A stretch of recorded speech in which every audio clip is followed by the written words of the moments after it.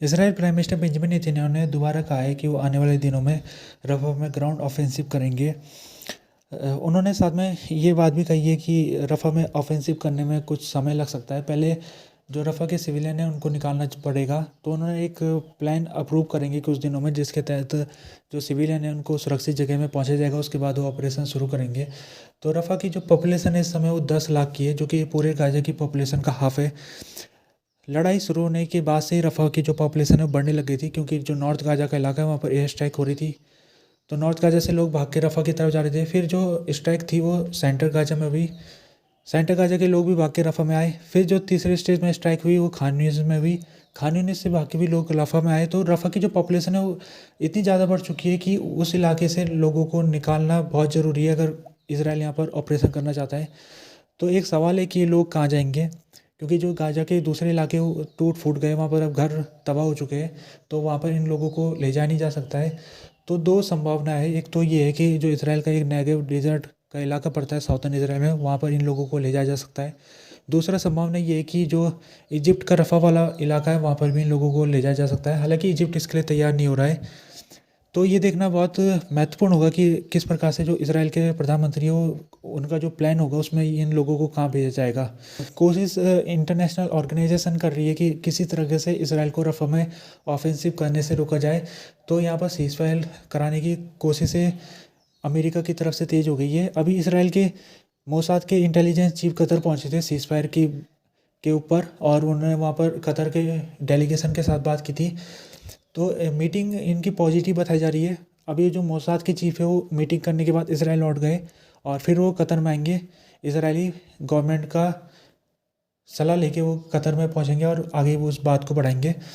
तो हमास के स्पेशल इनवाई ने एक स्टेटमेंट निकाला है, उनका नाम है ओसामा हमदन। उन्होंने कहा है कि इसराइल का जो रिस्पॉन्स है सीज़ फायर प्रपोजल को लेके वो नेगेटिव आ रहा है। इसराइल के ऊपर ये आरोप इसलिए भी लग रहा है क्योंकि इसराइल के प्रधानमंत्री नेतन्याहू उन्होंने अपने पॉलिटिकल फ़ायदे के लिए वो सीज़ फायर को नहीं कराना चाहते। उनको पता है कि अगर लड़ाई रुक जाएगी 2 महीनों के लिए या 1 महीने के लिए भी, तो उससे उनका पॉलिटिकल खतरा उनको महसूस हो रहा है, क्योंकि लोगों का ध्यान लड़ाई से हटके इंटरनल पॉलिटिक्स में आ जाएगा और नेतन्याहू की सरकार गिर भी सकती है। तो उसी को देखते हुए हमास की तरफ से स्टेटमेंट आ रहा है लगातार, और वो कह रहा है कि इसराइल ने जो पहले अपनी गारंटी दी थी सीज़ फायर को लेकर, वो गारंटी भी अब वो वापस लेने लग गया हो।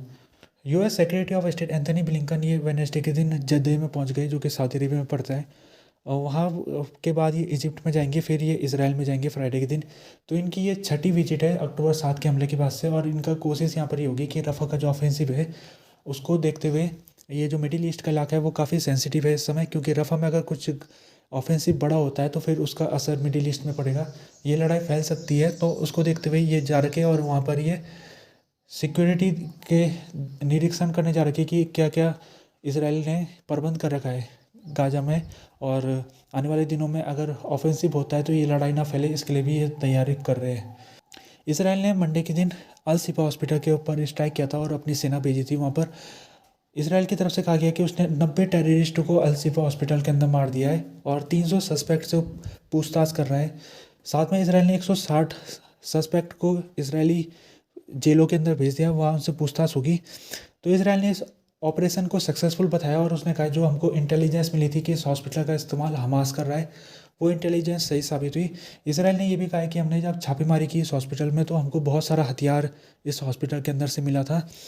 इस्माइल अल तवोता ये गाजा में हमास के स्पोक पर्सन है, इन्होंने कहा है कि जो अल शिफा हॉस्पिटल में लोग मारे गए वो सिविलियन लोग थे, पेशेंट लोग थे, डिस्प्लेस लोग थे, और कोई भी हमास का व्यक्ति नहीं मारा गया। तो इसराइल झूठ बोल रहा है। अभी तक इसको इंडिपेंडेंटली वेरीफाई नहीं किया जा सकता कि इसराइल ने जो आंकड़े दिए क्या वो सही है, और वो लोग कौन थे जो मारे गए। इसराइल के जो यूएन में स्पोक पर्सन है उनका भी उन्होंने लेटर भेजा है WHO के डायरेक्टर को।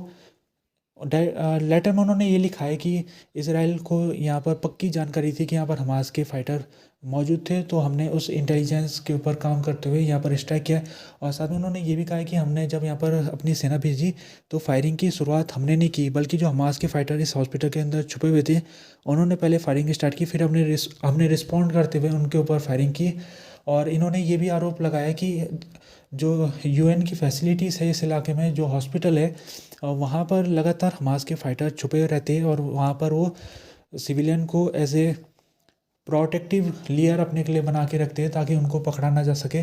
और ये जो हमास का एक टैक्टिक है जिसमें सिविलियन को इस्तेमाल करता है अपने बचाव के लिए, वो एक इंटरनेशनल लॉ के ख़िलाफ़ है। और उन इसराइल के इनवाई ने ये भी कहा है कि इंटरनेशनल लॉ है वो साफ साफ इस बात को कहता है कि अगर कोई हॉस्पिटल में टेररिस्ट ऑर्गेनाइजेशन उसको अपने पर्पस से यूज़ करता है तो वो हॉस्पिटल प्रोटेक्टिव का स्टेटस खो बैठता है। तो इसका मतलब इंटरनेशनल लॉ के हिसाब से भी ये जो हॉस्पिटल है ये एक प्रोटेक्टिव जगह नहीं है, तो इसके ऊपर इसराइल स्ट्राइक कर सकता है। और उन्होंने आगे ये भी कहा कि इसराइल इंटरनेशनल कानून का पूरा पालन करता है और उसके तहत वो आगे चलेगा। कुछ डॉक्टर्स जो कि यूएस और ब्रिटेन के हैं वो वाशिंगटन डीसी में जा रहे हैं और वहाँ पर बाइडेन एडमिनिस्ट्रेशन के कुछ ऑफिशियल्स के साथ वो बातचीत करेंगे। वो उनका जो बातचीत होगी उसमें जो मुख्य मुद्दा होगा वो होगा हॉस्पिटल में इसराइल का जो स्ट्राइक होती है, इसराइल इन हॉस्पिटलों को नष्ट कर रहा है। इससे पहले भी अल नसीर हॉस्पिटल में इसराइल ने सेना भेजी थी और वहाँ पर भी उसने कई नुकसान पहुंचाया था हॉस्पिटल में। तो गाज़ा में ज़्यादातर हॉस्पिटल अब वो काम नहीं कर पा रहे क्योंकि इसराइल ने उनको नष्ट कर दिया है।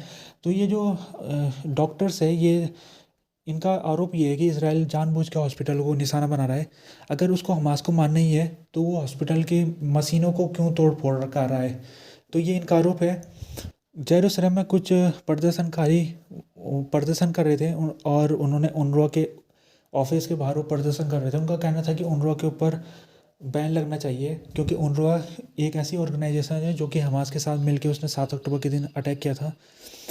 हालांकि जो आरोप इसराइल लगाता रहा है कि उनरवा एक हमास के साथ मिला हुआ ऑर्गेनाइजेशन है वो अभी तक साबित नहीं हो पा रहा है क्योंकि इसराइल एविडेंस नहीं दे पा रहा है।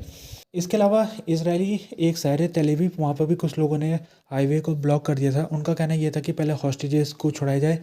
US presidential candidate Robert F Kennedy junior इन्होंने गाजा में टेम्परेरी सीज फायर का विरोध किया है। इन्होंने कहा है कि मैं इसका सपोर्ट नहीं करता हूँ क्योंकि इनका कहना है कि इससे पहले भी गाजा में कई बार सीज फायर हो चुका है लेकिन उस सीज फायर का कुछ फ़ायदा नहीं हुआ है क्योंकि जो हमास है वो लगातार सीज फायर का उल्लंघन करके वो दोबारा से इसराइल के ऊपर अटैक कर रहा है।